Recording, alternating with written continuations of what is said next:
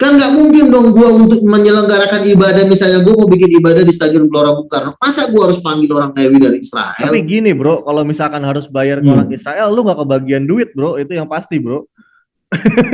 Nah iya, makanya kan orang Israel itu, makanya kita kan harus minta hikmat sama Tuhan. Orang Israel itu cuma sebagai percontohan saja. Nah, kalau misalnya gini kan, orang Israel itu anak pertama mempunyai hak kesulungan, makanya di orang Batak ngikutin. Orang Batak itu anak pertama tuh disebut punya hak kesulungan. Kita kan ngikutin gaya-gayanya orang Israel karena kita orang Kristen kan. Nah, jadi sama zaman juga dengan perpuluhan. Dulu kan di zaman dulu kan belum ada ATM. Ya bayarnya pakai apa? Pakai bawa kambing. Kalau dulu di zaman Israel ada ATM BCA, gua rasa mereka nggak bawa kambing lagi, langsung gesek aja di depan pintu gerbang. Berarti nanti kayak gini ya. Berarti nanti kalau pas pelayanan itu kayak apa? Kayak kalau MKC di YouTube ya tulisannya ya. Taburan kasih nomor rekening gitu kan, kayak gitu ya bro. Iya iyalah. Kalau dulu juga Musa, gue yakin juga Musa di sorga ngomong, aduh enak banget di zaman lo, kalau kita dulu bawa kambing, sekarang mah udah tinggal gesek, malah sekarang udah tinggal pakai M-banking lagi kan, lebih simpel lagi, titit udah masuk ke nomor rekening. Gue mau penegasan sedikit nih, karena netizen ada yang nanya nih. Berarti kalau zaman Musa udah ada Oppo ya, udah ada GoPay. Nggak perlu bawa kambing, kelamaan kata Musa. Bayar pakai GoPay ya. Iya iyalah kata Musa, lu ngapain, lu udah gila ya? Di sini pembayarannya pakai M-banking, lu pakai bawa kambing lagi, pada bawa sapi lagi, lu ngotorin rumah Tuhan aja. Ntar berak di situ gimana? Misalnya lu bawa sapi ke apa? Ke gereja GB Grand Indonesia, yang ada gue diusir sama satpam. Ngapain Pak bawa sapi ke Grand Indonesia? Ya ini saya mau kasih ke pendetanya. Oh nggak boleh Pak, di sini sistemnya udah pakai M-banking, udah langsung aja transfer nomor rekening gereja sekian, nggak perlu bawa sapi. Berarti gini bro, ntar berak sapinya di lantai 2 gimana? Berarti kalau zaman Musa teknologi udah seperti itu, mungkin bayar persepuluhan ke Musa itu bisa pakai Briva ya, kayak bayar. Oh bisa, pakai kredit card. Jadi hal-hal seperti itu sebenarnya nggak perlu diributin. Sama seperti misalnya persembahan orang Lewi. Orang Lewi itu cuma gambaran orang-orang yang melayani di bait suci, para pengkhotbah, para penginjil, para pemain musik. Nah sekarang yang khotbah yang main musik emang orang apa? Ya terserah. Kalau misalnya dia bisa khotbah orang Ambon, orang Batak, orang Cina, nggak masalah khotbah di gereja. Lu lihat di gereja di GBI, banyak kan Ambon, banyak kan Batak, ya mereka yang khotbah. Ngapain kita harus panggil orang-orang Lewi dari Israel? Iya kan? Jadi itu cuma gambaran aja, simbol. Jadi artinya orang Lewi itu adalah pelayan-pelayan Tuhan. Makanya biasanya tuh para pendeta tuh kan nggak punya kerjaan lain biasanya. Habis dia khotbah, udah dia khotbah aja kerjaannya. Karena memang Tuhan membuat mereka seperti itu. Jarang-jarang kan ada pendeta sekaligus pengusaha tuh jarang. Biasanya dia pendeta, udah kerjanya pendeta. Hidupnya dari mana? Tuhan bilang pendeta itu hidupnya dari persepuluhan. Kayak gua gini nih. Tuhan nyuruh gue itu nggak boleh kerja. Gue pernah dulu pengen kerja ya, misalnya gue pengen apalah, jualan apa, buka usaha gitu kan. Tapi Tuhan bilang sama gue, kamu nggak boleh seperti itu. Terus gimana dong Tuhan? Kalau gue nanti gue nggak kerja, gue dapat duit dari mana? Mertua mana yang akan terima gue menjadi menantunya kalau gue nggak kerja? Iya. Tuhan bilang sama gue, enggak, kamu harus full time, kamu harus hidup penginjilan. Lalu gimana cara hidup dengan penginjilan? Ya dengan kayak gini lah kan. Gue habis ngomong-ngomong kayak gini, biasanya ntar ada ibu-ibu, Bang Luga nomor rekeningnya berapa, semangat ya Pak melayani ya, ini ada dari saya 15 juta untuk membantu pelayanan Pak Luga. Kayak gitu-gitu aja. Memang hidup pendeta itu seperti itu, hidup dari sumbangan, hidup dari persembahan, dari persepuluhan. Pak, ini ada persepuluhan saya, habis saya jualan sayur, ada nih terkumpul cuma 3 juta Pak, ditransfer ke gue. Nah memang seorang hamba Tuhan itu, makanya itulah seperti orang Lewi kan. Orang Lewi kan hidup dari persembahan. Iya betul. Mana ada kalau pendeta sembari jualan soto kan lucu. Habis jual khotbah, Pak ada yang mau pesan soto. Aduh gimana orang lagi khotbah ada pesan jangan soto. Jangan salah bro Luga ya. Ada loh pendeta yang punya vape store aja ada. Gue kenal. Gue teman-teman gue ya di dunia vape gitu loh. Di API, Asosiasi Personal Vaporizer Indonesia, bahkan ada yang pendeta loh gitu. Dan nggak cuma satu, itu banyak. Sebutin gitu. Itu. Gini. Garis merah kita. Oh iya, pokoknya ada yang ini rokok elektrik lah gitu bidang usahanya gitu loh. Begini. Kan Yesus pernah mengatakan, ada orang menabur, dia menuai 100 kali lipat, ada yang menuai 60 kali lipat, ada yang menuai 30 kali lipat. Pertama ada yang 100 kali lipat. Ini yang 100 kali lipat ini mereka yang khusus full time, gak punya pekerjaan lain lagi selain nginjil. Gak punya pekerjaan lain selain dari pendeta. Ini mereka nih menuai 100 kali lipat. Iya. Nah, lalu oh ya, siap Bang. Siap Bang. Bang Luga. Lalu kata Bang Luga gini, Bang Luga, kembali ke topik dikit gitu. Kenapa sih Kristen itu memandang Yesus tidak sama? Sebabnya apa, Bang Luga? Ya, bentar dulu gue jawab dulu yang tadi ya. Jawab sebentar aja biar kelar. Habis itu gue jawab lo. Iya. Jadi yang 60 kali lipat itu adalah orang yang pendeta, tetapi dia juga masih punya usaha. Nah, berarti teman lo ini ada di yang kedua, yang 60 kali lipat ini. Jadi dia pendeta, karena di GBI banyak seperti itu. Dia pendeta, tapi dia masih punya usaha, dia masih punya cucian mobil, dia masih punya banyak lah usahanya gitu kan. Nah, dia menuai 60 kali lipat. Terus di bawahnya lagi, ini jemaat, tetapi dia juga sering melayani Tuhan. Dia pulang kantor, dia khotbah juga di gereja, pulang kantor dia main musik di gereja. Nah, ini upahnya 30 kali lipat. Jadi yang full timer upahnya 100 kali lipat, kayak gue nih full timer nih, udah gak ada pekerjaan lain lagi selain nginjil. Total tongkrongin nginjilin aja tiap hari. Nah, itu penghasilan gue di mata Tuhan tuh 100 kali lipat. Jadi lebih tinggi daripada yang part time gitu. Oke, gue jawab punya sini ya, si Handi. Apa tadi lu bilang? Kenapa setiap gereja doktrinnya beda-beda? Saya ulang dulu ya. Jadi gini Bang Luga, ini kan sosok Yesus nih menjadi semacam pembicaraan tidak ada habis-habisnya sampai detik ini. Baik, kami dari Muslim bukan membicarakan tentang negatif ya, enggak ada konotasi ke sana.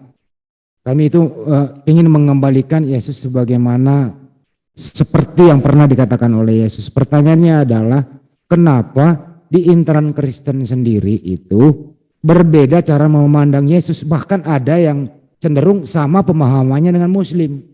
Nah itu kira-kira Bang Luga ada ilmu nggak bisa menjawabnya tuh, silakan. Iya, karena iblis ini ingin menghancurkan gereja.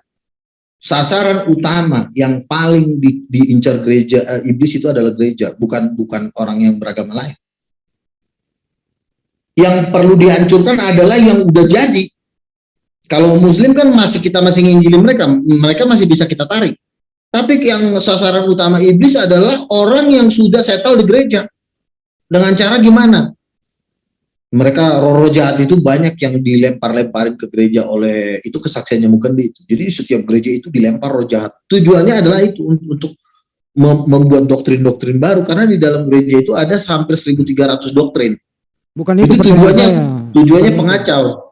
Jadi menurut Anda yang tidak sependapat dengan Pak Luga memandang Yesus, kan gini Bang Luga, ada yang menganggap Yesus hanya utusan, ada yang menganggap Yesus itu bagian daripada Trinitas, ada yang menganggap Yesus adalah Tuhan itu sendiri, ada yang menganggap 100% manusia, 100% Tuhan, macam-macam anggapan mereka tentang Yesus.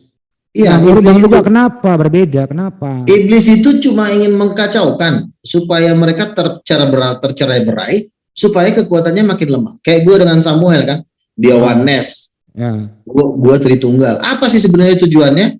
Sama-sama Kristen, tapi kok debat? Tujuannya adalah untuk terpecah.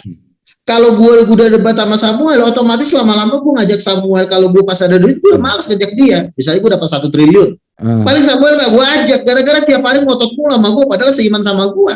Jadi akhirnya kan dia yang tadinya dapat berkat dari gue, jadi gak dapat berkat, ujung-ujungnya jatuh miskin. Jadi intinya kan hanya untuk memecah belah, supaya terjadi kalau udah terjadi terpecah belah kan kekuatan kekristenan kan jadi makin lemah. Jadi menurut Anda ini ada peranan besar adalah iblis. Nah pertanyaan sekarang Anda menyebut nama Samuel. Apakah Samuel yang dirasuki iblis atau Anda yang dirasuki iblis atau kedua-duanya dirasuki iblis? Yang mana yang dirasuki ini? Gimana nih? Ya kita nggak perlu ngomong, ntar si Samuel dengar ntar dia marah lagi. Artinya menurut gua ini dipenuhi Roh Kudus. Dari mana gua taunya gua dipenuhi Roh Kudus? Ya Gua doa 7 malaikat pernah nampakin diri. Ya kenapa Anda takut mengatakan Samuel terpengaruh sama iblis? Kenapa takut? Iya, artinya bukannya takut, Hmm. artinya kan kita ini juga kan menegur orang juga dengan kasih, dengan Tapi kan baru kayak memulai tadi dipengaruhi oleh iblis. Iya, memang pada dasarnya doktrin-doktrin yang aneh-aneh itu seperti Unitarian atau Oneness Ya. atau apapun itu sebenarnya semua pekerjaan setan. Jadi Pekerjaan setan tapi jadi- palsu. Jadi Anda nggak Karena setuju kalau- sama? Jadi Anda nggak setuju Bang Luga kalau mengatakan Yesus itu bukan Tuhan di bumi ini? Anda nggak setuju? Yesus Tuhan, ya Yesus Tuhan, maksudnya yang Oneness misalnya atau Unitarian, Yesus itu adalah Tuhan yang diciptakan seperti Unitarian. Ya. Atau saksi Yehova atau Tuhan Yesus adalah Bapa, itu menurut gua pekerjaan setan untuk mengacaukan kekristenan. Oke, baik. Itu aja sih. Jawabannya lumayan bagus Pak Luga. Silakan yang lain. Bang Handi, boleh Iya. dikit tadi saya belum selesai soalnya Bang Handi. Oh iya lanjut Mur Boleh ya? ya. Oh sorry. Iya. Oh, belum selesai. Gini Bro Luga. Nah ini Hmm. gue punya sahabat gue nih sebelah gue nih Katolik ini, Bang Carol ya. Gue sapa dulu bentar ya sebelum nanya ke Bro Luga ya. Bang Carol, salam Bang Carol, salam. Halo, selamat siang. Iya, gimana Lagi kabarnya? nunggu juga mau bertanya juga nih. Oke, siap. Nah, gue wakilin aja Bang Carol. Gue tahu yang mau ditanyain Bang Carol apa ke Bro Luga.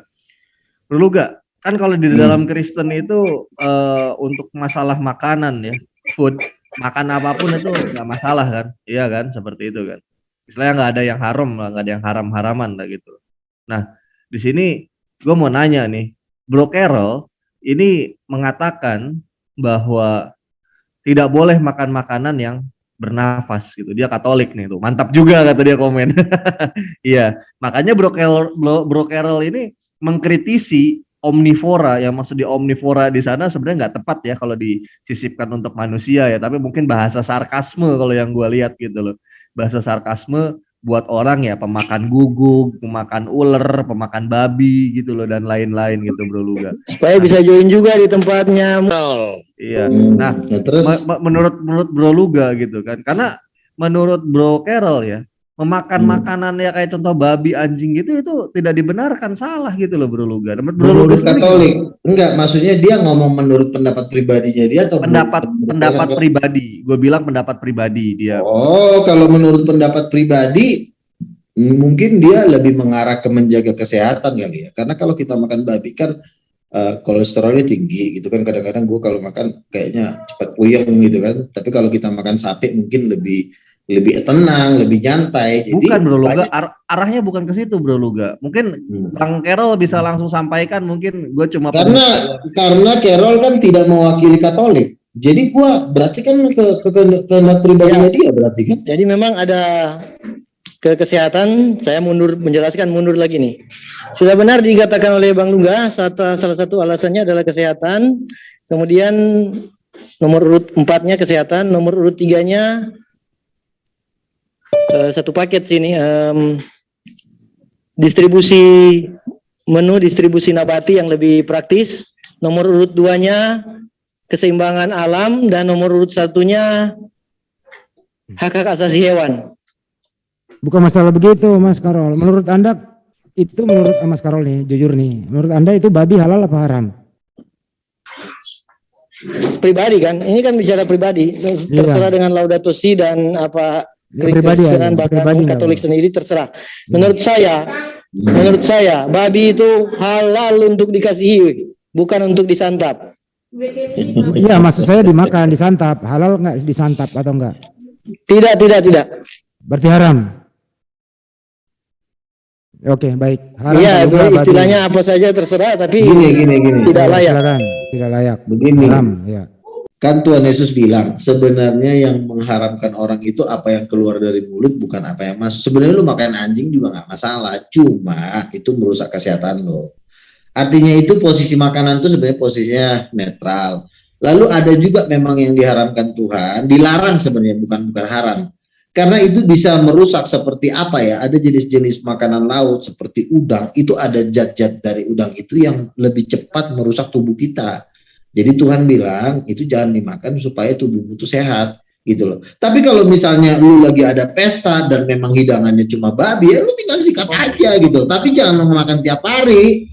Kalau lu makan tiap hari, lah gua sendiri pun jarang-jarang kok makan babi. Tapi kalau pas lagi di pesta, lagi memang makanannya lagi enak banget, ya tinggal makan aja gitu loh.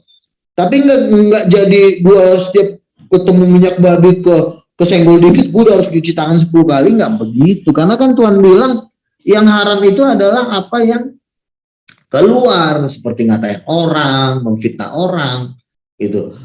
Karena kan sudah pernah koreksi dikit bro, itu bukan apa namanya, koreksi dikit bro, bukan yang haram bro, tapi yang najis bro. Kita berbicara yang najis kalau ayat itu bro. Iya, karena kan mau haram mau najis kan udah pernah kan kejadian si Rasul Petrus itu kan ditunjukkan semua makanan gitu kan, ada yang babi, ada yang anjing. Dia bilang, Tuhan aku nggak mau makan makanan yang haram Tuhan. Tapi Tuhan bilang apa? Apa yang dinyatakan oleh halal, kamu tidak boleh haramkan gitu loh. Nah kenapa dulu di zaman perjanjian lama itu diharamkan? Itu sebenarnya perintah-perintah temporer. Artinya Tuhan tuh mau kasih tahu bahwa ada beberapa jenis hewan itu yang memang jorok dia. Walaupun enak tapi jorok. Seperti babi kan. Kalau babi itu kan dia suka lari ke kubangan. Nah, Tuhan bilang jangan makanan itu karena itu secara rohani itu akan merusak tubuh kamu gitu loh. Itu kan di dalam, tetapi perintah itu sebenarnya hanya sebagai simbol aja. Itu berlaku sampai dalam kurun waktu tertentu. Nah, pada waktu Yesus sudah mati di kayu salib, Tuhan Yesus sudah mematahkan semua dosa. Jadi semua makanan itu jadi halal. Cuma ada cumannya. Karena ini kalau makan berlebihan itu bisa merusak kesehatan, itu aja sih. Artinya kalau lo nggak makan babi lo lebih sehat, gitu. Tapi kalau lo makan babi, ya bukan berarti jadi nggak makan babi jadi kayaknya histeris gitu, kena minyak babi aja ketakutan, nggak kayak begitu. Kalau memang ada babi dan memang itu lagi pesta ya makan aja. Tapi kalau lo makan babi tiap hari Tuhan juga sedih. Entar lo kena stroke lo mati. Kan begitu, makanya Tuhan bilang yang haram itu adalah bukan yang masuk, tapi apa yang keluar gitu. Apa yang dinyatakan oleh Tuhan halal, karena di dalam konsepnya bangsa Israel udah kayak agamawi banget. Pokoknya nggak mau ketemu babi cuma kalau ketemu dibunuh. Nah itu makanya Tuhan kasih pengajaran. Yang dimaksud haram itu adalah itu artinya secara rohani, bukan secara jasmani. Lu setiap kali ketemu babi lu kayak orang ketakutan gitu loh. Lo lihat aja orang-orang yang makan babi banyak yang dibawa ke surga, bolak-balik malah kayak lo lihat tuh pendeta Tiberias itu tuh. Itu kalau makan itu makan sate-sate babi atau sate-sate kambing itu, mereka tuh paling jago makan kayak begituan semua. Tapi buktinya mereka ketemu malaikat, ketemu dibawa ke surga, nyantai aja. Kalau prakteknya demikian, alasan nomor 2 tadi tidak tercapai. Alasan apa nomor tuh? 2 saya tadi. Alasan nomor 2 apa tuh? Efek lingkungan. Efek kaitan antara daging atau kaitan antara menu dengan lingkungan. Lingkungannya apa maksudnya? Contohnya apa kalau lingkungan? Ya contohnya kan sekarang udah alam ini kan semakin timpang juga kita alami ya. Entah disadari atau tidak kan, misalnya bencana-bencana alam, global warming dan lain sebagainya itu tidak lepas kaitannya dengan pola makan manusia juga. Pola peternakan juga termasuk di situ, itu yang mempengaruhi alam, keseimbangan alam. Iya, segala sesuatu kalau berlebihan itu jadi salah Pak, yang saya bilang. Kalau orang tiap hari kan Tuhan aja bilang, apabila engkau melihat makanan yang lezat, taruhlah pisau di dalam lehermu supaya kamu tidak nafsu. Segala sesuatu yang berlebihan itu salah. Makanya ada batasannya. Kalau hanya sekedar memakan sekali 2 kali, itu pun dalam kondisi pesta kan kadang-kadang di pesta kan itulah makanan yang disajikan, ya kita makan nggak apa-apa, asal jangan tiap hari jadi sekali 2 kali. Tapi yang beternak itu tiap hari, barang bejibun itu Pak yang beternak. Iya, kita nggak bisa menyalahkan orang yang beternak, itu kan tergantung iman mereka. Yang penting kita udah khotbahin Pak, jangan makan babi tiap hari. Oh saya kan jualan Pak, ini kan mata pencarian saya dari jualan babi. Nah kalau memang dia mata pencariannya dari jualan babi, ya kenapa harus kita larang? Itu kan pekerjaannya dia. Iya kan? Halo, selamat siang.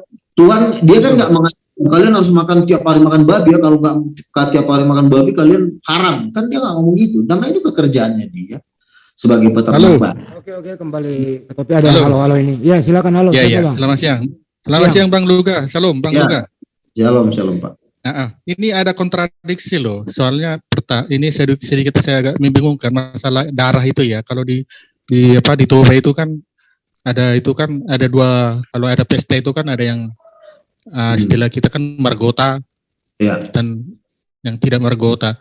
Itu bagaimana itu? Karena pernah saya tanya sama hamba Tuhan, itu nggak ada masalah katanya. Tapi kalau saya lihat di Korintus di apa itu darah percabulan semua itu harus dihindari. Gimana itu? Kalau darah memang beda ya. Kalau darah dengan makan daging babi itu beda. Karena kenapa? Kalau babi kan cuma alasannya adalah mungkin itu berbicara tentang kenajisan. Tapi kalau udah berbicara darah itu udah berbicara masalah nyawa. Karena katanya di dalamnya darah itu ada nyawa binatang. Jadi Tuhan memang secara spesifik menjelaskan tentang darah. Janganlah engkau memakan darah karena di dalam darah ada nyawa. Nah itu menurut gua itu berlaku terus. Nggak ada juga penglihatan yang mengatakan bolehlah makan darah. Jadi sampai hari ini gua kalau makan di BPK itu kalau ada darah gua nggak makan. Tapi kalau babi gua makan. Tapi kalau pakai darah gua nggak makan. Karena belum pernah ada penglihatan. Makanya kita ini perlu dituntun oleh Nabi. Tujuannya adalah kalau ada hal-hal yang kita tidak tahu kita bisa nanya. Kalau udah kayak begini kan, bentar dulu Pak. Kalau sudah tidak ada Nabi, jatuhnya perdebatan sepanjang sejarah. Nggak cukup cuma 2000 tahun menyelesaikan ini, bahkan 1 juta tahun pun nggak akan kelar. Itulah gunanya Tuhan suruh Nabi. Dengan adanya Nabi ini akan bertanya sama Tuhan, Tuhan gimana nih masalah darah nih Tuhan? Kalau Nabi kan kalau Nabi kan ngomong sama Tuhan kan kayak ngomong sama teman, tapi kalau orang awam ngomong sama Tuhan itu nggak boleh dipotong palanya. Tapi kalau Nabi yang ngomong sama Tuhan bisa tawar menawar, sama seperti Musa dan waktu Musa sama Abraham. Tuhan boleh nggak ya kalau yang bertobat cuma tinggal 2 orang masih lu selamatkan nggak? Kata Tuhan kalau memang ada 2 orang oke. Tapi nggak ada Tuhan, bisa nggak dikurangi? Kalau Nabi ngomong sama Tuhan tuh bisa tawar menawar.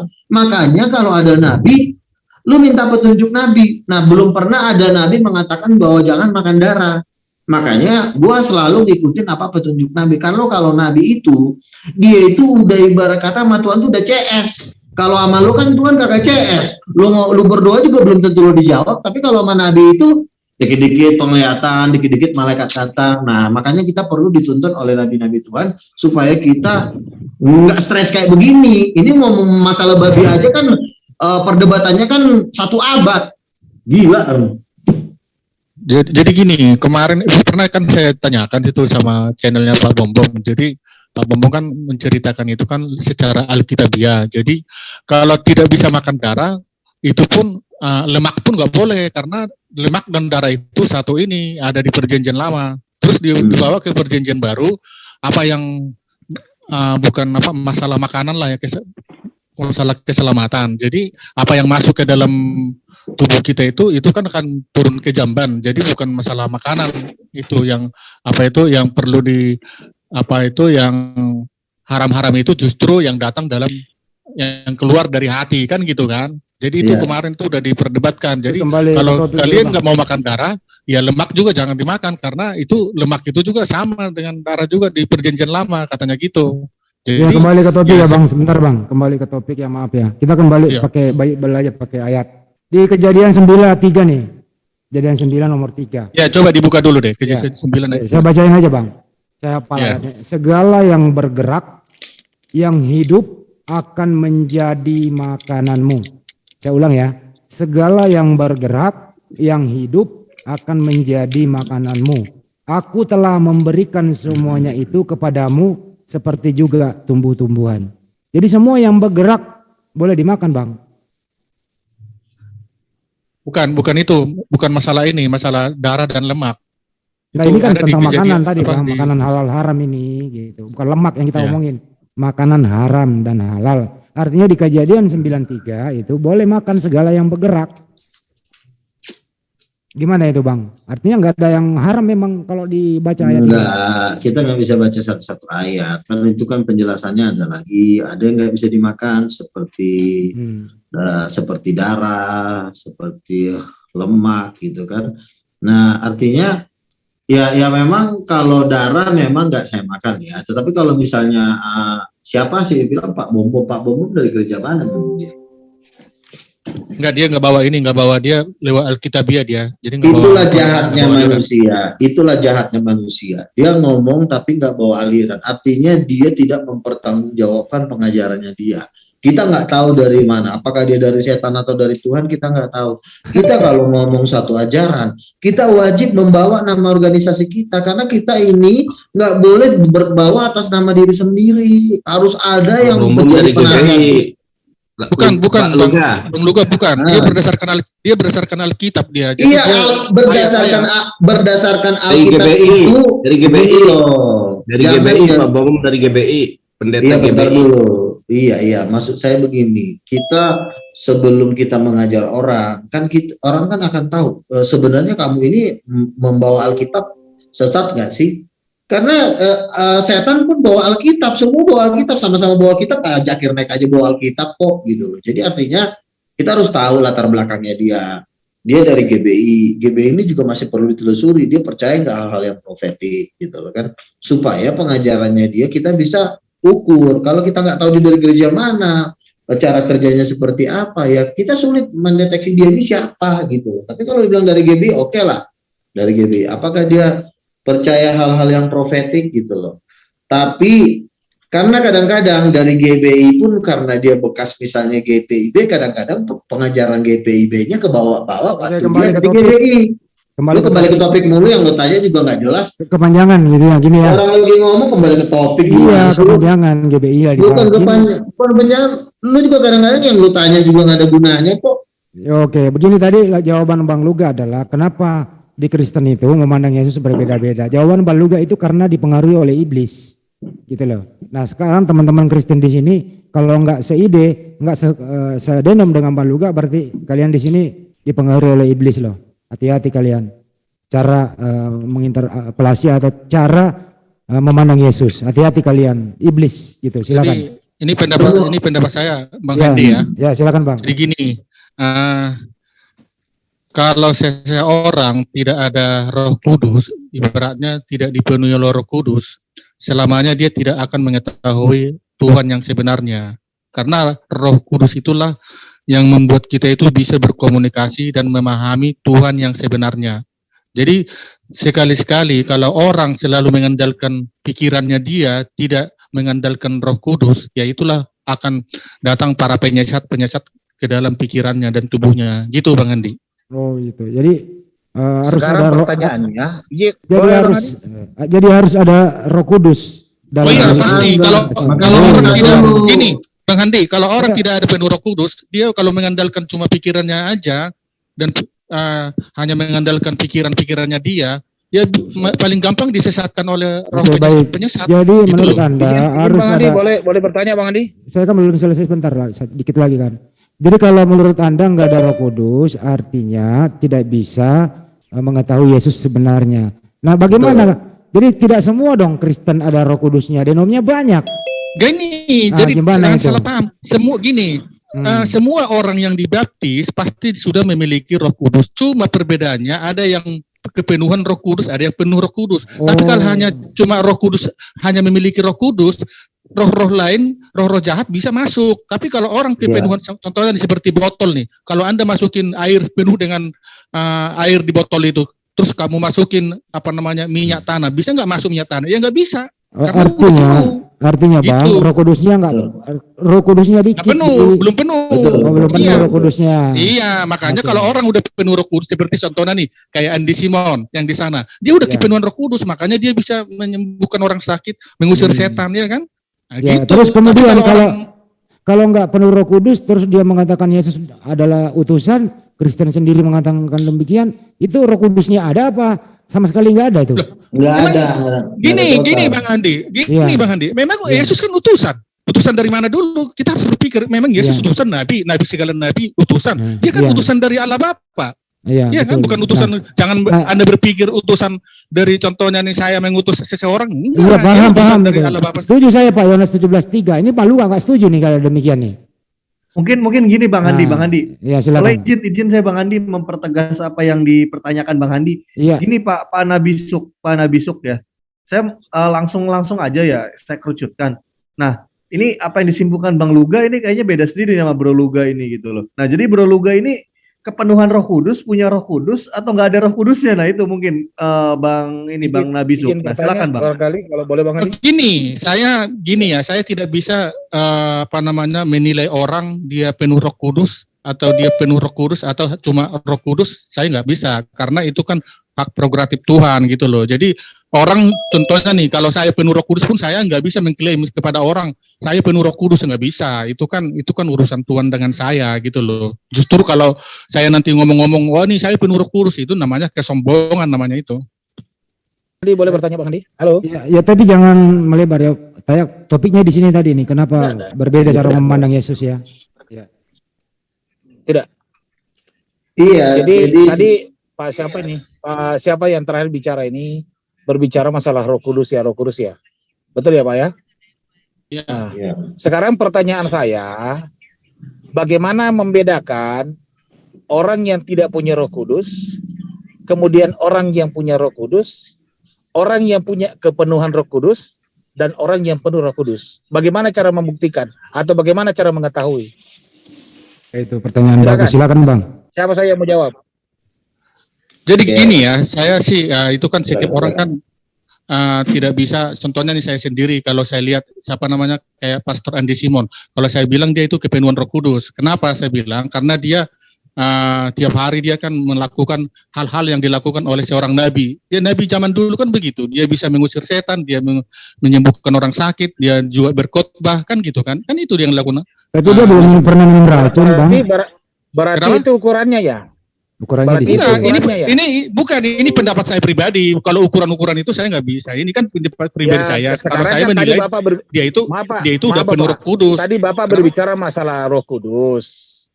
Nah, kalau tidak dipenuhi Roh Kudus atau kepenuhan Roh Kudus itu tidak bisa bagaimana gitu kan? Sekarang pertanyaan saya dijawab. Bagaimana cara mengidentifikasi orang yang tidak punya Roh Kudus, orang yang punya Roh Kudus, orang yang kepenuhan Roh Kudus, orang yang penuh Roh Kudus? Kan ini Ciri-cirinya itu loh, silakan. Ya intinya gini aja. Tunggu, Kalau orang saya belum selesai. Sebentar, saya belum selesai. Nah, tadi Anda tadi mengambil contoh siapa namanya itu? Saya tidak tahu siapa yang kau bilang itu. Andi Karena Simon. kepenuhan Roh Kudus, karena dia mampu menyembuhkan orang mati. Berarti hanya 1-2 orang di Kristen yang punya Roh Kudus. Karena Anda mengukurnya orang bisa menyembuhkan. Nah, sekarang bagaimana orang yang tidak bisa menyembuhkan, tapi rajin beribadah ke gereja? Apakah itu mutlak dia punya Roh Kudus? Oke, saya udah bisa bicara. Ya silakan Bang, jangan dipotong. Oke. Setiap orang Kristen kalau sudah dibaptis atas nama Bapa dan Putra dan Roh Kudus, berarti dia udah menerima Roh Kudus. Permasalahannya sekarang dia hanya menerima, dia kan udah memiliki Roh Kudus. Nah, tapi kalau dia masih melakukan kejahatan, bisa nggak? Oh bisa, ya kan gitu kan. Makanya biar kita jangan bisa dikuasai oleh roh penyesat roh jahat, kita lah meminta kepada Tuhan biar kita dipenuhi oleh Roh Kudus kan gitu kan. Bagaimana caranya kita biar dipenuhi oleh Roh Kudus? Ya kita harus mengikuti ajarannya, jangan berzina, jangan membunuh, jangan berdusta, jangan ini kan kita ikuti. Nah, Ya, betul. contoh jangan merokok. Nah, orang yang merokok aja sama saja membuat Tuhan marah ke kita kan, karena kan tubuh kita itu kan bait suci. Nah, kalau tubuh kita kotorin kan Tuhan itu kan kudus, suci. Oke, gini Bang, lanjut Bang. Suci dan kudus. Kan Kita gitu lanjut kan? Bang ya, lanjut Bang. Menurut Anda Bang, itu Roh Kudus fungsinya apa sih di dalam diri Anda? Terus apa perbedaannya Roh Kudus dengan Yesus? Silakan Bang. Jadi gini, Roh Kudus, roh itu adalah bagian dari diri kita yang paling dalam. Bagian inilah yang mempunyai potensi untuk memahami dan untuk berhubungan dan berkomunikasi dengan Allah gitu loh. Jadi itu roh itu udah setiap manusia dihembuskan oleh roh Allah, kan gitu kan. Karena apa? Karena setiap manusia udah jatuh dalam dosa. Berarti kan yang ada roh kita itu kan, makanya orang Kristen itu kenapa dibaptis dengan Roh Kudus? Karena biar rohnya itu kembali, kan gitu kan. Kalau nggak ada Roh Kudus, manusia mati apa hidup, Bang? Kalau nggak ada Roh Kudus? Ya kalau manusia nggak roh, ya sama manusia seperti orang mati.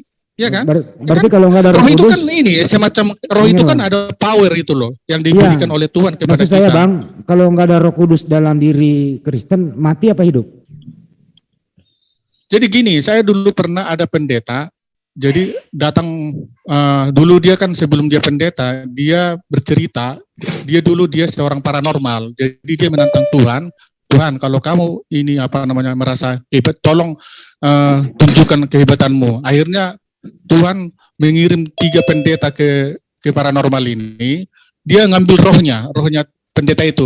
Jadi para pendeta itu, 4 orang pendeta itu dia bilang kayak orang bego katanya, kayak orang nggak, ya sama. Jadi dia bisa mengambil rohnya dia, orang pendeta-pendeta itu, gitu. Jadi dia waktu dia cerita, roh itu bisa saya ambil dengan ilmu Pertanyaan saya Bang bukan itu. Kalau nggak ada Roh Kudus, Bang, kalau nggak ada Roh Kudus, Abang mati nggak? Kalau nggak ada Roh Kudus dalam diri Abang? Ya tetap hidup.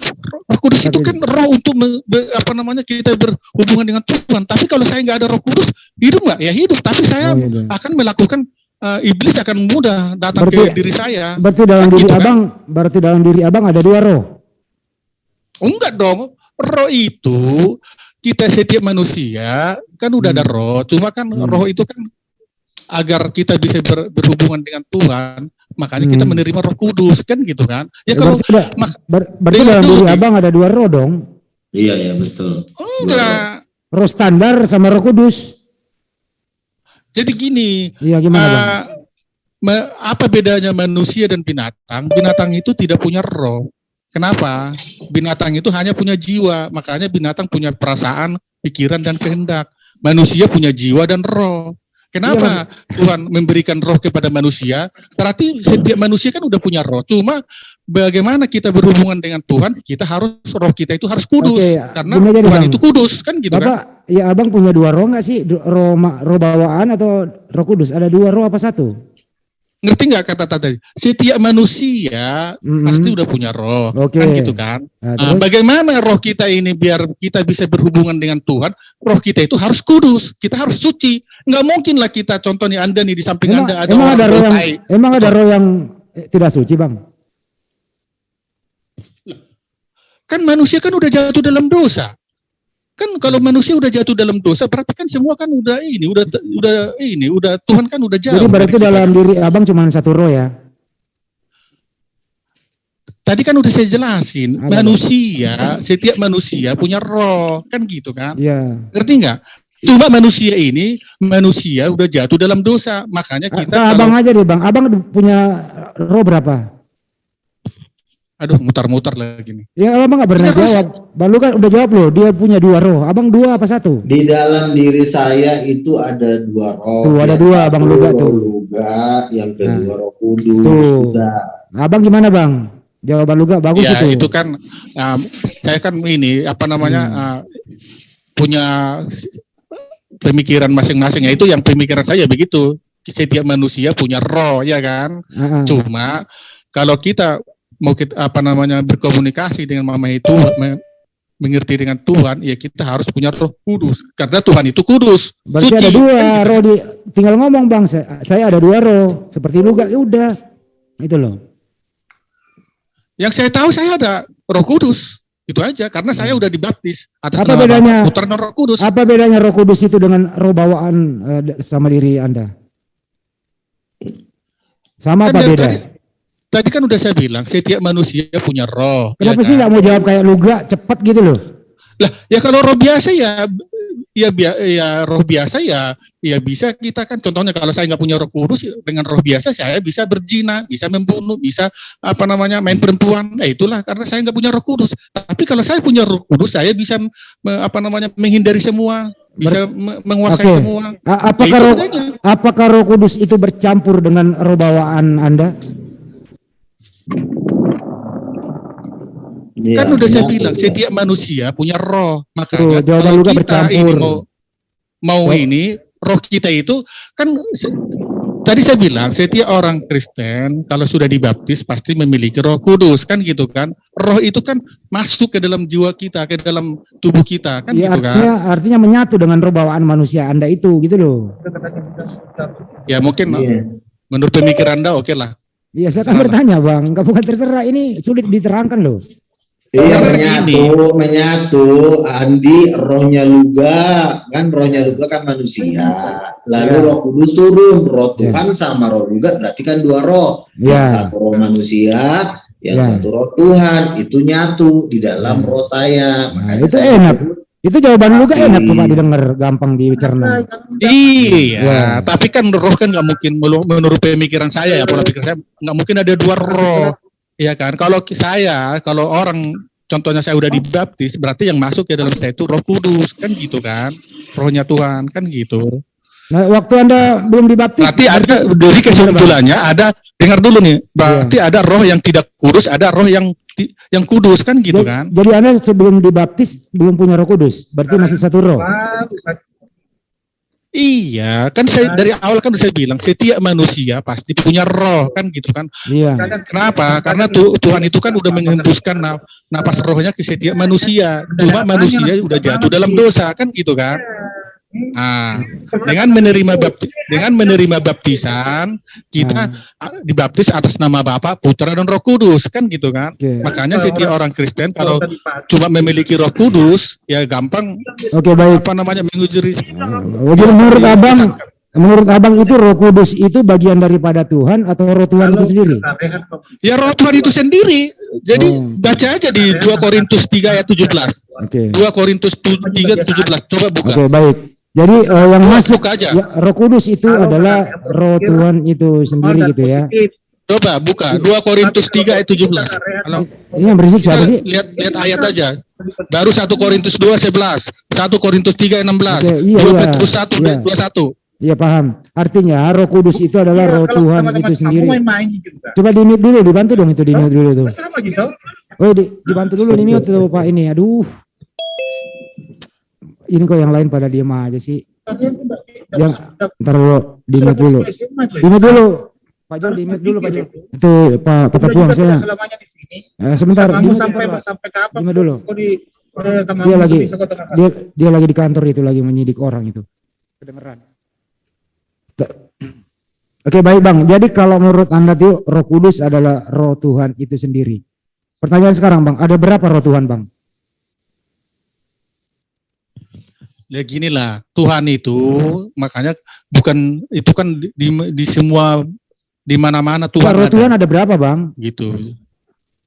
Kan udah saya bilang nggak terhitung, Oh, jadi Roh Tuhan banyak. nggak terhitung. Ya. Nggak terhitung. Contoh nih, ada orang berdua pada saat ini di Amerika, ada satu dalam satu ini. Saya nggak nanya satu doa waktu. Bang. Roh Tuhan ada berapa? Banyak apa satu? roh Tuhan itu satu, tapi sifatnya maha hadir. Dia satu, Maha hadir tapi ya. ya, dia Oke. bisa hadir di Iya. segala tempat. Iya. Seperti ini, seperti air di mana-mana ada. Tapi air kan Baik. satu. Iya. Nah gitu. Udara satu kan, udara di mana-mana ada. Roh Tuhan, Roh. Roh Tuhan Anda itu posisi nyatanya di mana Bang? Sekarang. Dia di mana-mana, di alam semesta ya dia ada. Aduh, Bisa ini dia hadir di pertanyaannya orang kemutar-mutar dari tadi udah dibilang di mana-mana ada roh. Kalau di neraka ada Roh Tuhan juga nggak Bang? ada di mana-mana dibilangin. Oke. Buat apa Roh Tuhan ada di neraka ngapain Bang? Ya biar mau ngebakar setan. Apa dia nggak ikut terbakar di situ Bang? Ya nggak bisa lah dia terbakar, orang dia yang punya langit dan bumi.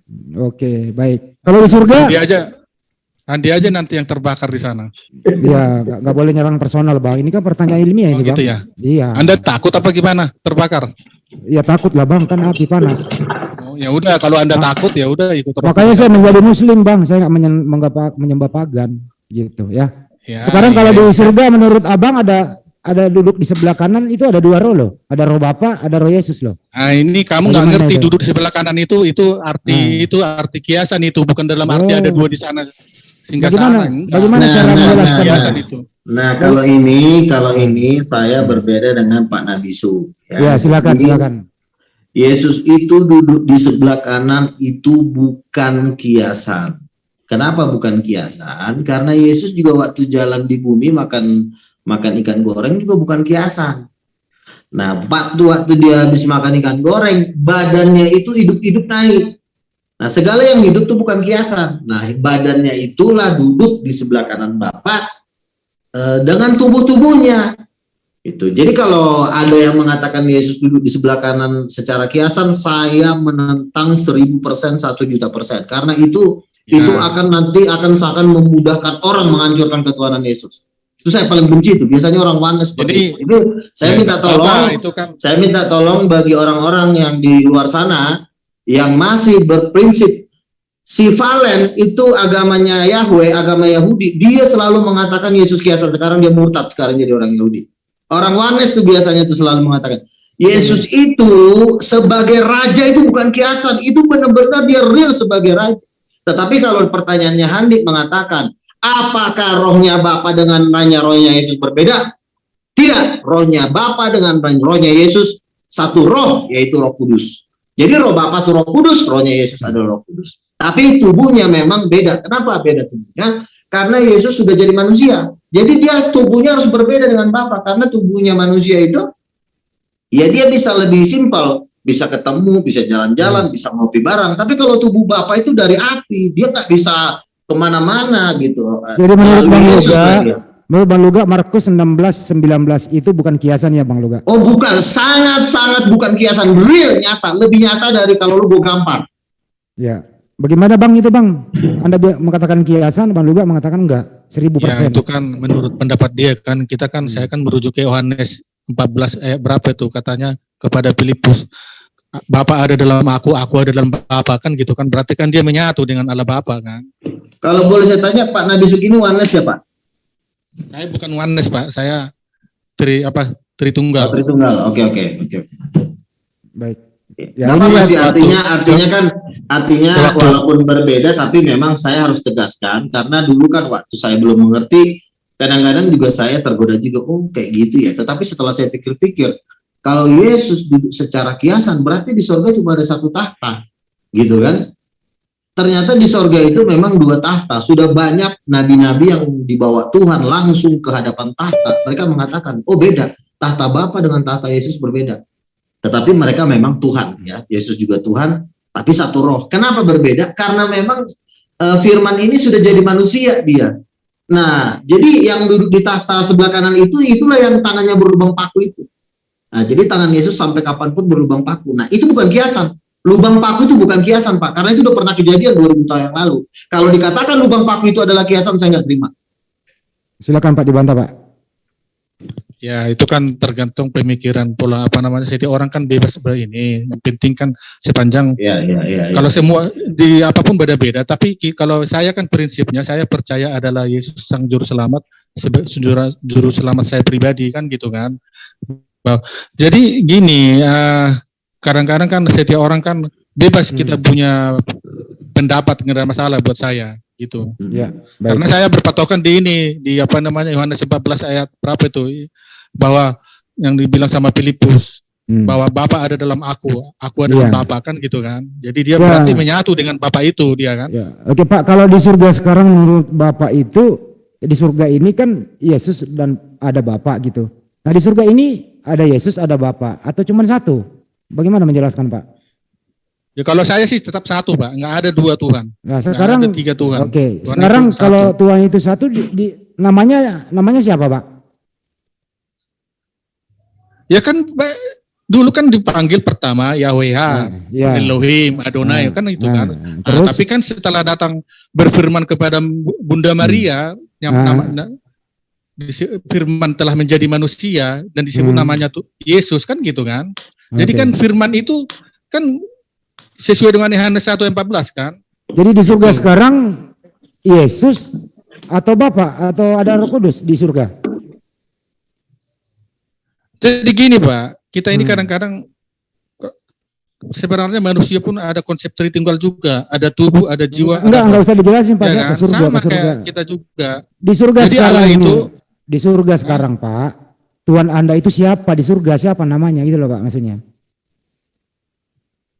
Ya Tuhan Yesus. Yesus. Jadi Bapak nggak Tuhan lagi. Ya ini jadi mutar-mutar jadinya. Nggak muter-muter Pak, ini Ya Tuhan langsung Yesus, gitu loh. Allah Bapa itu sendiri. Gitu. Jadi kalau dipanggil Yesus berarti nama Bapak nggak dipakai lagi dong. Gitu. Atau bagaimana? Ini maksud saya, Bapak mau pakai nama Tuhan Anda siapa? Pasti ada yang dibuang Pak. Pasti ada yang dibuang. Makanya saya bilang kan, kalau kita pakai prinsip seperti Bapak ini, Yesus nanti di sorenya, atau pas giliran ditanya kayak gini, kejepit dia. Itu yang saya hindari. Makanya saya mengatakan bahwa Bapa, Yesus duduk di sebelah kanan Allah itu real. Kalau itu nggak bisa dilawan. Tapi kalau Bapak ngomong di sorga nanti cuma satu tata, nah ada pertanyaan kayak gini, Bapak bingung jawabnya. Itu cuma nasihat aja ya Pak ya. Saya nggak memaksakan. Ya, ini cuma nasihat kepada orang.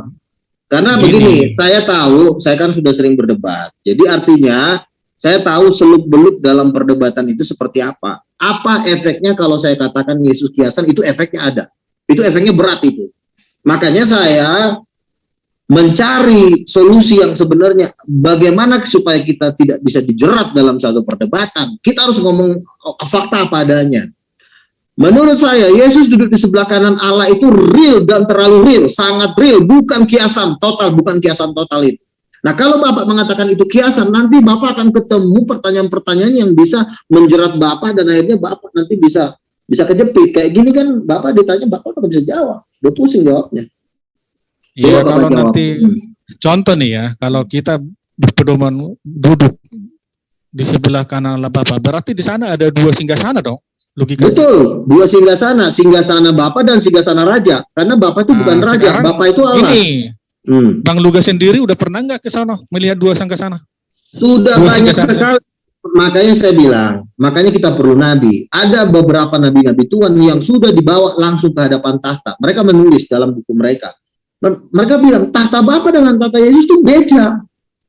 Tetapi tahtanya Yesus itu adalah tahta anak domba, itu memang dia tetap Tuhan. Tetapi tahta Bapa dengan tahta Yesus beda. Bukan satu tahta, itu dua tahta. Di sebelah kanan Bapa itu ada tahta lagi yang besar, itulah tahta anak domba.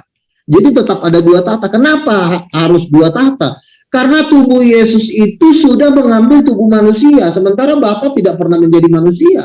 Yang jadi manusia kan firman. Nah, tubuh manusia ini tidak bisa disatukan dengan tubuh Bapa karena tubuh Bapa itu setinggi Monas. Nah, sementara tubuh Yesus itu kan rata-rata seperti layaknya kita manusia, tinggi 3 meter, 2,5 meter, layaknya kita ngobrol. Nah, itu yang membedakan. Nah, tubuhnya Bapa itu memang itu api dan kilat dan guntur, 7 roh alam nyala-nyala. Nah, sementara nah yang nunggang kuda itu siapa? Yang nunggang kuda kan Yesus, bukan Bapa. Nah, disitulah nanti kita, makanya kenapa saya mengatakan seperti itu, supaya nanti kalau dalam satu perdebatan, kalian tidak gampang dijerat, gitu.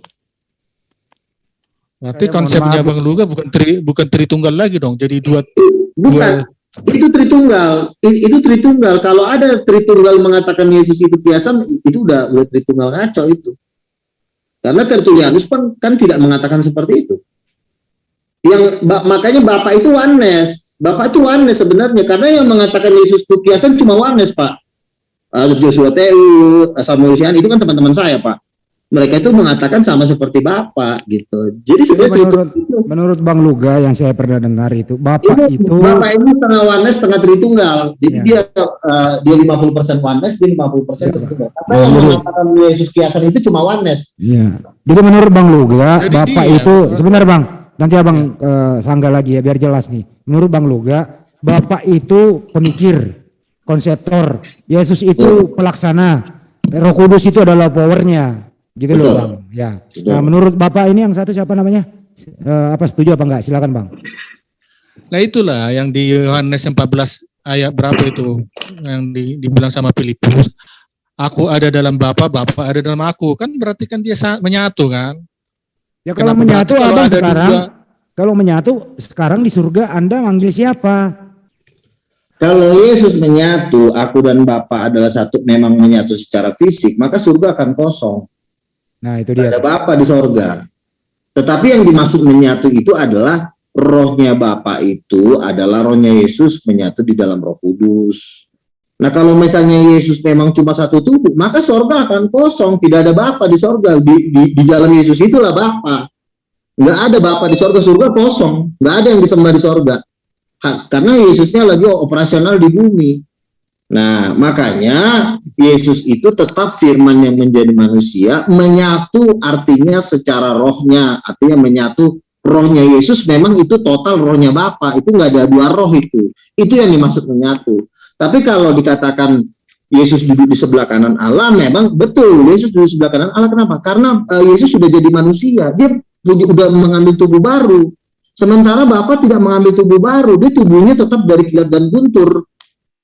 Makanya di dalam Wahyu 4 dikatakan kan dia tampak seperti permata yaspis. Jadi dari tubuhnya Tuhan itu keluar kilat dan guntur. Di Wahyu 4 dia tampak seperti permata yaspis dan ada pelangi di melengkungi tahta itu. Nah tubuh Yesus itu beda. Tubuh Yesus itu dari tembaga tapi dia tangannya tetap ada lubang pakunya.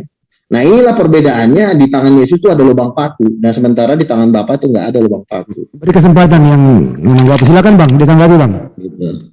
Pak Wonsu siapa sih namanya tadi? Lupa saya, nggak ada kelihatan. Ya, Silakan Bang. ini harus ditelusuri lagi nih ya, karena kadang mungkin Bang Luga ini harus belajar dulu nih sama pendeta Mangapul Sagala ini. Ini kan udah dijelaskan. Oh, anak buahnya Pak Mangapul, bilang dong anak buah Pak Mangapul juga nggak jelas manusia. Saya kemarin dengar Pak Mangapul. Pak Mangapul itu setengah reform, setengah karismatik, dia sendiri ngakui. Nah dia aja tidak bisa berdiri di dalam satu doktrin gereja. Dia kan cuma guru-guru yang belajar di teologi, nggak dapat kewahyuan, cuma ngikutin apa yang tertulis sekolah teologi.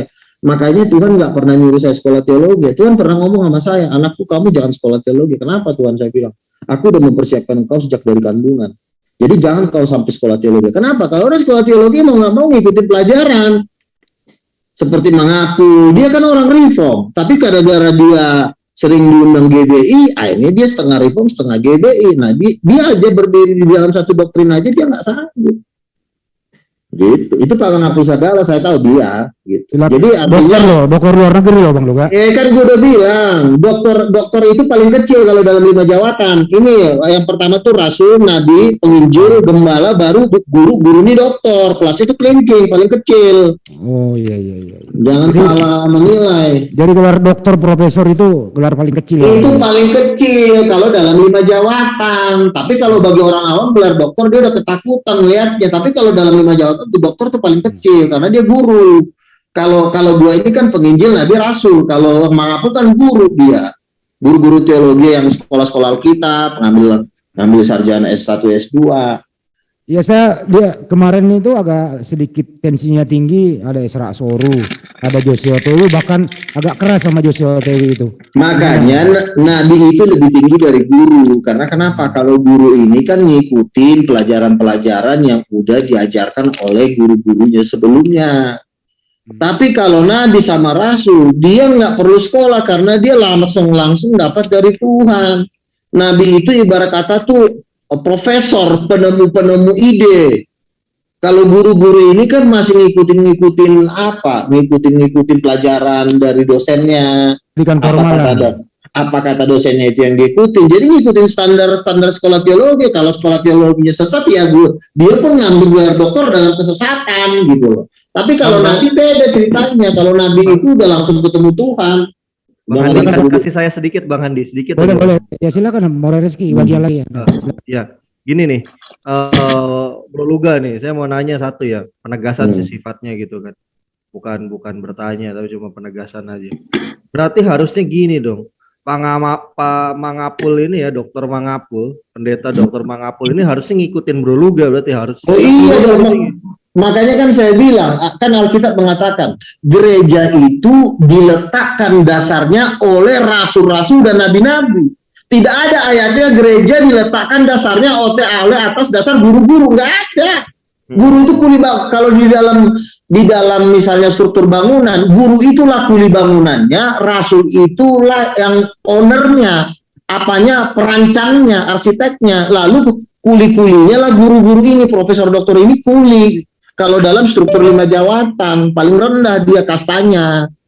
Ya berarti kalau kayak gitu juga berarti Pak Mangapul ini harusnya belajar sama Bro Luga juga dong kalau Iya gitu. iya dong, kan nabi-nabi itu kelasnya udah ketemu malaikat, udah dibawa surga turun naik. Nama ngapus siapa? Orang baru sekolah doang, cuma bayar uang kuliah, gimana sih? Mungkin Pak Dokter Deking Ades nggak?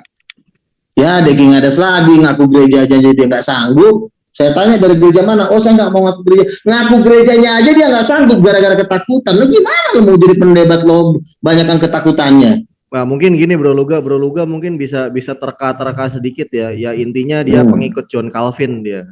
Intinya. Iya, gue tahu. Deking Ades ini orangnya sebenarnya dia orang Protestan. Kenapa dia nggak mau ngaku gerejanya? Dia takut nanti ini dia nggak laku karena masa terbesar itu karismatik. Kalau dia ngaku Protestan, habis dia masanya dia, viewernya dia nggak ada, dana nggak bisa masuk. Iya. Berarti yang paling kaya karismatik kan? Masa terbesar di Indonesia itu sekarang karismatik. Orang HKBP pun lebih condong ke karismatik. Kalau dia ngaku Protestan, habis dia. Yang mendanai dia cuma orang Protestan nanti. Konfirmasi Bang Luga. Silakan. Jadi Dr. Mangapul Sagala dan Dr. Deking Ades harusnya nurut sama Bang Luga ya. Secara dasar-dasar gereja harusnya nurut, karena kan dikatakan dalam Alkitab yang meletakkan dasar gereja itu adalah rasul-rasul dan nabi-nabi. Nah, sekarang Dr. Mangapul kan bukan nabi, bukan rasul, dia kan cuma pengajar. Kalau aku bilang harus berguru kepada Bang Luga gimana? Semua guru-guru harusnya itu belajar dengan nabi-nabi Tuhan. Makanya kan harus baca buku profetik, ikut-ikut prophetic conference, setidaknya ikut-ikut seminar-seminar profetik, banyak bergaul dengan nabi-nabi Tuhan supaya dia tahu gitu loh. Bang Pak Bonar itu Bang Luga, kalau mereka mau belajar ke Bang Luga bayar apa gratis gitu loh. Ya bayar boleh, gratis. Kayak gini, kalau nabi-nabi Tuhan kan masih ngambang, belum terlalu spesifik. Kalau aku bilang Dr. Deking Ades dan Dr. Mangapul Sagala harus berguru kepada Luga Tampunan, bagaimana Bang?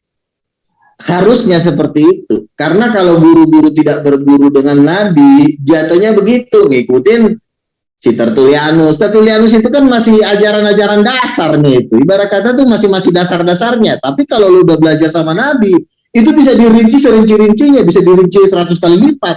Nah, kalau mereka kan eksistensi Bapak adalah anak, anak adalah Bapak, Bapak itu jadi bukan anak, Bapak itu adalah anak. Ini pelajaran apa sih? Ini kan orang awam bingung ngedengerinnya. Bapak bukan anak, tapi anak bukan Bapak, tapi Bapak adalah Tuhan.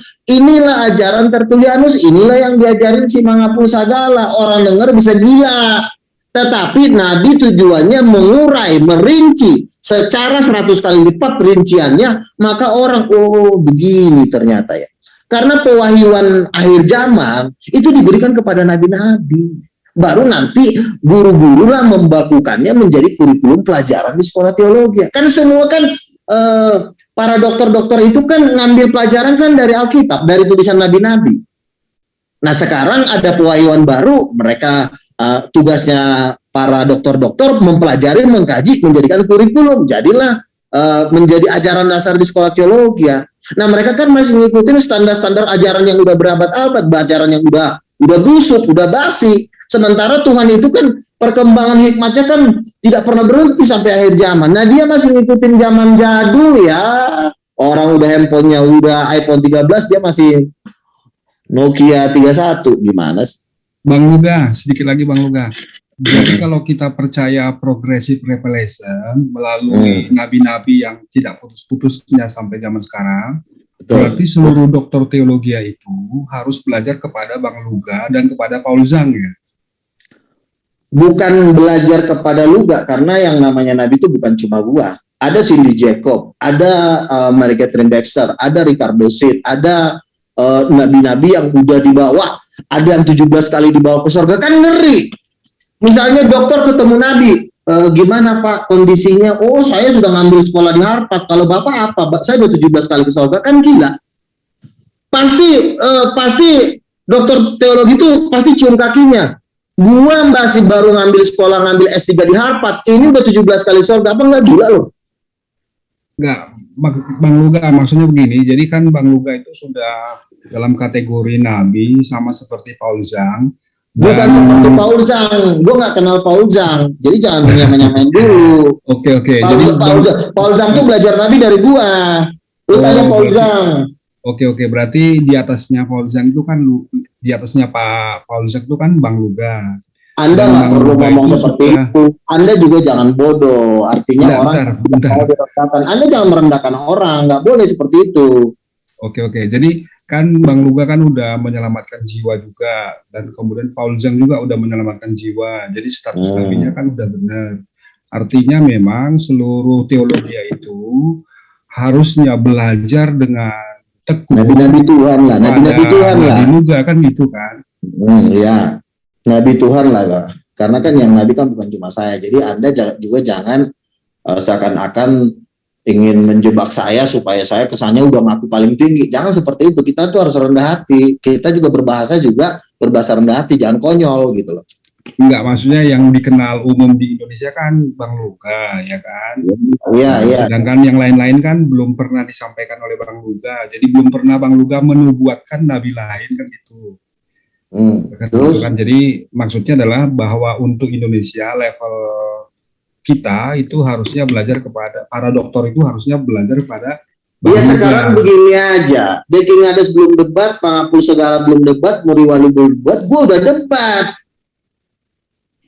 Lu harusnya berpikirnya dari situ. Mereka tuh belum pernah debat terbuka. Gue udah debat terbuka udah 8 kali, udah 9 kali. Dari jam terbangnya aja udah beda. Ini baru nongol di YouTube udah langsung. Gimana sih? Deking Ades kan belum pernah debat itu debat terbuka. Tapi gini bro Luga, gue setuju tuh Luga gitu loh. Kalau Deking Adas itu nggak berani, nggak punya nyali untuk debat di dunia nyata. Makanya saya bilang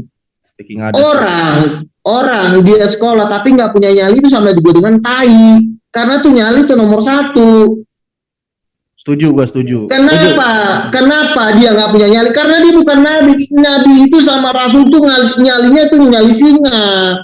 Makanya jangan samain rasul dengan guru. Jangan samain rasul dengan pendeta. Nabi sama rasul itu singa. Kerjanya makan orang. Susah berarti sih Bang Luga konfirmasi, Bang Luga mohon izin. Lu konfirmasi aja sama punya segala juga lu konfirmasi aja. Bila perlu sama dukunnya sekalian lu konfirmasi. Iya nggak apa-apa Bang Luga. Jadi Bang Luga begini. Jadi kan para nabi Tuhan zaman dahulu kan juga berdebat ya. Berdebat mereka dan kemudian mereka menyelamatkan jiwa, dan 2 ciri itu kan ada pada Bang Luga kan gitu. Sementara para dokter itu hanya grade ketiga, sehingga memang wajar kalau para dokter yang walaupun dokternya udah seperti apa, bahkan kalau mungkin Profesor Jowas mungkin ya itu harusnya juga belajar kepada Bang Luga yang makanya kan gini ya, makanya kan tadi saya bilang Tuhan pernah ngomong sama saya, anakku engkau jangan sekolah teologi. Karena dulu kan gue mau ngambil doktor. Jangan kata Tuhan. Kenapa Tuhan saya nggak boleh sekolah teologi? Karena aku sudah mempersiapkan kau sejak dari kandungan. Ya. Begini Bang Luga, saya yang bertanya nih. Sedikit lagi Bang Andi. Oh ya. Ini tentang Profesor Jowas Prasetya Bang. Jadi beliau kan juga seorang profesor yang di atas doktor ya. Walaupun gelar administrasi profesornya ya, gelar tertinggi akademis kan doktor, tetapi kan mereka tidak memenuhi 2 kriteria tadi. 1, tidak menyelamatkan jiwa, dan 2, tidak berdebat gitu. Sehingga kemudian status kenabian itu justru tidak ada pada mereka tapi pada Bang Luga yang karena itu maka harus belajar kepada Bang Luga kan gitu kan Bang. Iya. Iya, yang namanya guru-guru itu harus belajar juga dengan rasul, dengan nabi. Makanya kan perlu ngobrol, jangan diam-diamin aja. Kalau diam-diamin ujung-ujungnya kejepit nangis, bicara sama FPI nangis. Ini kan begitu. Ini Bang Luga, ini satu ya, bahwa mereka itu kan sudah mengeluarkan biaya, waktu, dan seterusnya nggak banyak loh pengorbanan. Emang lu kira jadi nabi nggak keluar biaya? Lu ngaco lu. Dulu, saya belum kelar. Mereka udah dokter, sekolah, luar negeri segala macam. Waktu itu nggak ada urusannya. Kemudian Anda ini kan tidak sekolah secara formal. Anda mengatakan Anda lebih punilah tentang pengertian Bible. Nah, ini kan menurut orang-orang sih, nanti mereka mengatakan gini, si Luga mah halu aja. Masa kita yang sekolah lebih bodoh kan gitu. Sekarang kan saya bilang ya gini ya. Orang pintar itu bukan gara-gara sekolahan, Di. Orang ganteng juga bukan gara-gara kuliah. Wajah ganteng nggak ada di dunia ini. Untuk jadi ganteng itu ada kuliahnya, itu nggak ada. Ganteng dan kecerdasan itu adalah pemberian Tuhan. Jadi nggak perlu lu nggak sekolah pun kalau lu memang udah dasarnya pintar, lu akan tetap jadi orang pintar. Makanya seperti Bill Gates, awal dari kuliah tapi orang terkaya di dunia. Banyak tuh orang-orang kaliber itu nggak sekolah. Yesus itu nggak sekolah, makanya dia disalibkan. Yesus itu disalib itu gara-gara nggak sekolah, biar lo tahu. Jadi menurut Anda sekolah teologis itu, menurut Anda sekolah teologis Dr. Deki Ngadas dan lain-lain itu sia-sia belaka begitu? Bukan sia-sia, tergantung orangnya. Kalau dia orang-orang biasa, perlu dia belajar sekolah teologi. Tetapi kalau dia sudah memang dipilih Tuhan untuk kelas-kelas seperti Rasul dan Nabi, itu standarnya bukan ngikutin standar sekolah teologi, itu harus ngikutin standarnya Tuhan. Sama seperti Simpson, ya, dia dari kandungan sudah diurapi Tuhan. Dia kalau gedung besar aja bisa diruntuhin sama dia. Singa aja bisa dirobek-robek mulutnya. Apa itu ada sekolahnya? Itu nggak ada sekolahnya. Kok masa ngerobek mulut singa? Cara merobek mulut singa ada sekolahnya sih? Nggak ada cara merobek singa. Cara memukul 1 kali pukul 1000 orang mati itu nggak ada sekolahnya. Makanya yang sekolah itu adalah bagi-bagi mereka misalnya yang mau jadi pendeta. Karena kan nanti kan akan ada pertanyaan-pertanyaan bagaimana cara memilih pasangan hidup, bagaimana cara berhubungan seks yang benar dalam kekristenan. Itu perlu sekolah. Ini ada pertanyaan ilmiah dari netizen nih, Pak Luga nih. Kalau begitu, bagaimana bisa mengukur keilmuan Bang Luga dengan halus, sedangkan doktor teologis itu bisa diukur dengan skripsinya? Nah, ukurnya dari mujizat. Nah, gue sering bikin mujizat. Yang kedua, pengaruh. Ya, lu ada pengaruhnya. Ya, gue puji Tuhan viewer gue 50 juta, berarti gue punya pengaruh. Terserah orang mau ngomong halu, tetapi kan gue kan punya pengaruh, bisa mempengaruhi orang, ya kan? Jadi orang tuh diukur dari pengaruh, bukan dari sekolahan. Makanya kan Deddy Corbuzier kan ngomong, lu juga kuliah tinggi-tinggi juga kalau lu tolol nggak bisa kerja juga lu buang, kata Deddy. Yang penting itu adalah pengaruh dan pengalaman lu dalam bekerja, bukan sekolah lu. Sekolah berapa sih uang SKS? Sekarang gua kuliah murah-murah kok, 15 juta juga lu udah bisa kuliah. Apa sih? Bang Luga, mohon izin Bang Luga. Gue jual tanah gue juga, gue ngambil S3 bisa kok. Apa susahnya sih ngambil S3? Bang Luga, mohon izin.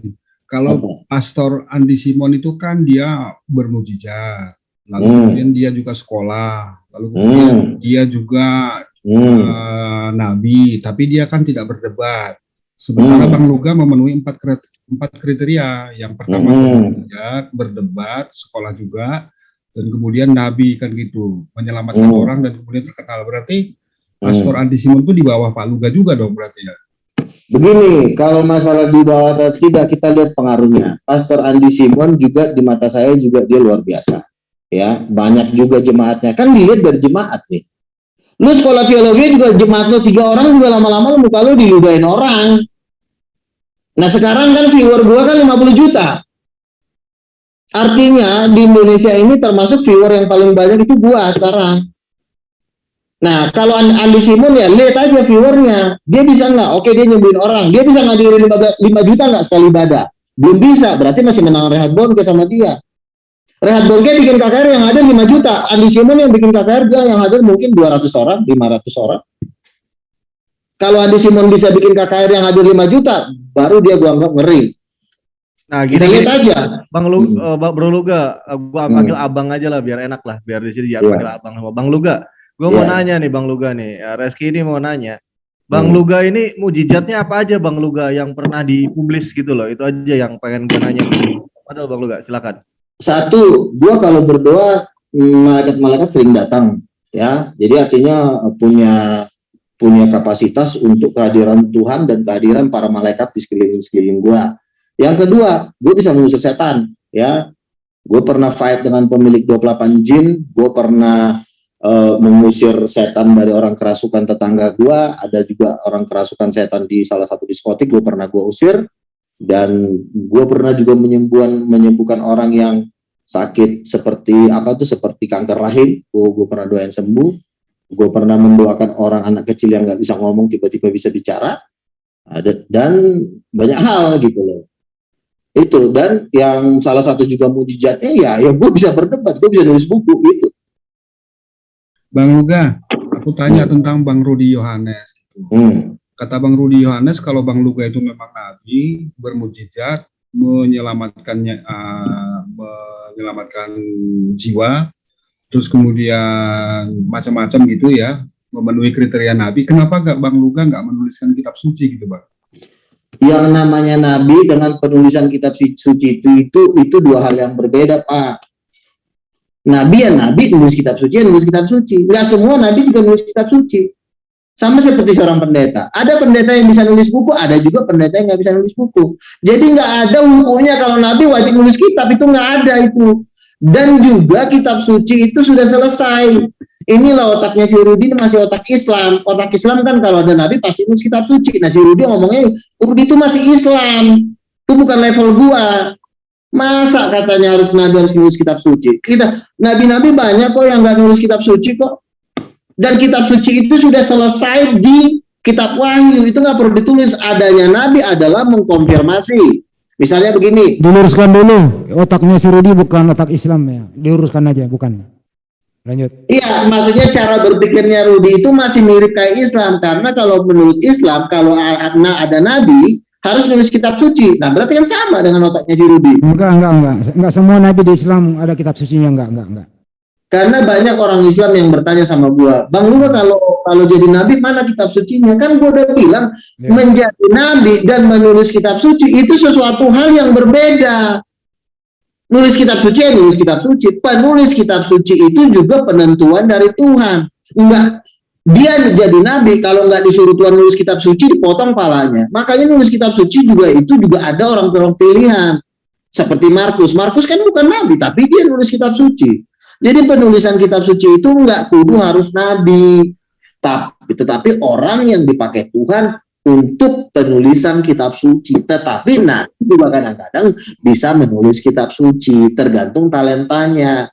Terus yang kedua tadi gue bilang, kitab suci itu sudah selesai ditulis dan nggak perlu ditambah. Lalu apa tugasnya nabi?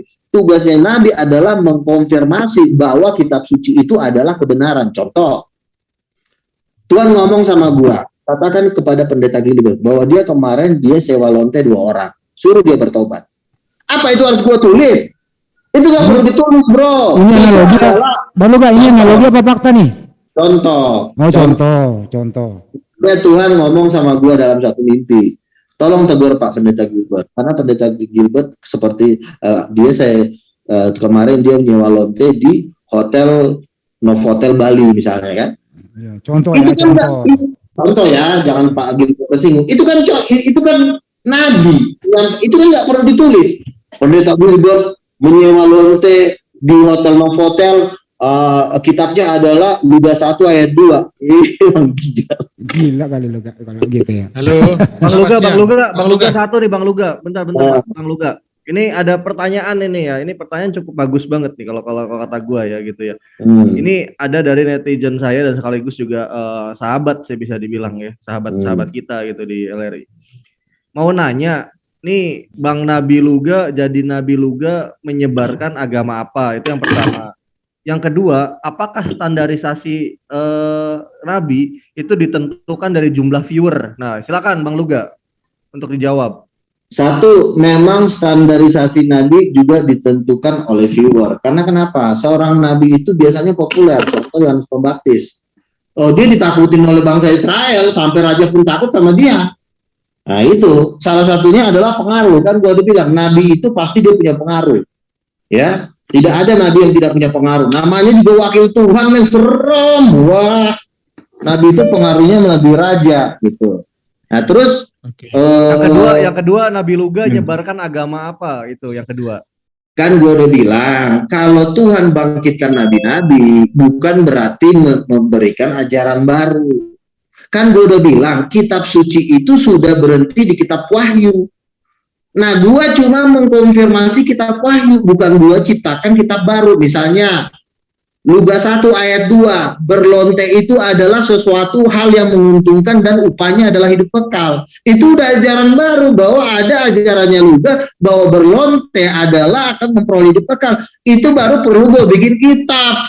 Tapi kalau gue masih mengarah ke Alkitab, artinya gue mengkonfirmasi bahwa Alkitab itu benar. Nabi-nabi itu ada sampai akhir zaman, ada tujuannya untuk apa? Untuk membongkar dosa-dosanya si Ucok. Misalnya, saya melihat pastor, dia habis check-in sama Jubaida tanggal 5 di Hotel Novotel, padahal gue nggak pernah lihat. Akhirnya pada waktu nubuatan ini gue sampein, akhirnya satu jemaat pun lihat, aduh benar nih, benar juga Pak, kemarin saya lihat. Dia bukan cuma ngelonte, Pak. Dia cuma ngegelapin duit gereja 1,2 triliun. Akhirnya terbongkarlah duit yang telah dicuri sama dia. Akhirnya pun gereja kan diuntungkan. Itulah gunanya Nabi. Tapi kalau nggak ada Nabi, dia ngelonte nggak ada yang tahu. Terus dia nyuri duit Tuhan juga nggak ada yang tahu. Hancurlah gereja. Jadi semacam investigasi ya, Pak ya? Iya dong. Nabi itu kan tujuannya kan membongkar hal tersebut. Misalnya gini, itu pendeta itu telah mencuri uang gereja 2 triliun. Siapa yang tahu? Pendeta aja kagak tahu. Nabi tahu. Oke. Bang Luga, saya mau tanya nih. Bang Luga, gini, Anda kan mengklaim diri Anda kan seorang nabi. Oke lah, tapi kalau saya bandingkan dengan Pastor Andi Simon, dia tidak pernah mengklaim dirinya adalah nabi atau rasul, ya kan? Dia bekerja terus, dia menyembuhkan orang sakit dan mengusir setan. Ini apakah Bang Luga bisa menyembuhkan orang dan mengusir setan? Ya elah, pemilik 24 jin aja ngeliat badan gua keluar api kok. Oke, jadi gini, takutnya gini. Saya gini, sekarang saya tanya aja, Andi Simon bisa debat gak? Saya tantang sekarang. Nah, kalau nggak bisa debat udah diam berarti. Dengar dulu nih. Iya, bicara dulu dong. Iya, saya juga mau ngomong. Iya, saya juga suruh kamu diam dulu. Kamu jangan ngomong terus. Ya, sekarang saya tanya, apakah Andi Simon kalau sudah digetak sama Ustadz yang takut? Oh banyak loh, pendeta-pendeta yang udah ngusir setan digetak Ustadz ketakutan. Banyak. Nah, itu Pak Niko aja itu pernah digertak sama Muslim, itu acaranya ditutup. Jangan salah, mengusir setan, membuat tanda-tanda mujizat nggak membuat orang takut, orang jadi dia nggak ketakutan sama Ustadz. Banyak pendeta-pendeta itu digetak sama Ustadz ketakutan, banyak. Peter Yongren, pendeta Niko. Jadi jangan salah, gue digetak sama Ustadz, gue sikat. Jadi gini Bang Luga, saya sih gimana? Jadi gini, kalau Anda punya kuasa dari Roh Kudus, tapi saya ragu-ragu gitu loh, karena kalau saya lihat Anda ngomong ini kayak gimana ya? Jadi orang jadi banyak yang tertawa masalahnya dari Muslim. Jadi Anda ini jadi ditertawain gitu masalahnya. Ya sekarang nggak masalah ditertawakan, tetapi kan yang tertawa ini kan tetapi mereka tertawa tapi diundang saya terus kan? Iya kan? Artinya mereka dengerin dulu. Kau nggak bisa nilai orang. Orang tertawa ada satu tertawa karena kesal. Itu kan cuma WK, lu nggak tahu kalau hati dia dongkol, lu mana tahu perasaan orang. Sebenarnya Bang Luga, kita ini tertawa bukan menghinakan loh. Kita di sini orang Islam aja mengakui. Kalau si Bang Handi bilang bukan menghina, tapi kan saya lihat di live chat itu kan Bang Luga ini dikatakannya orang halu. Jadi live chat, dengerin dulu.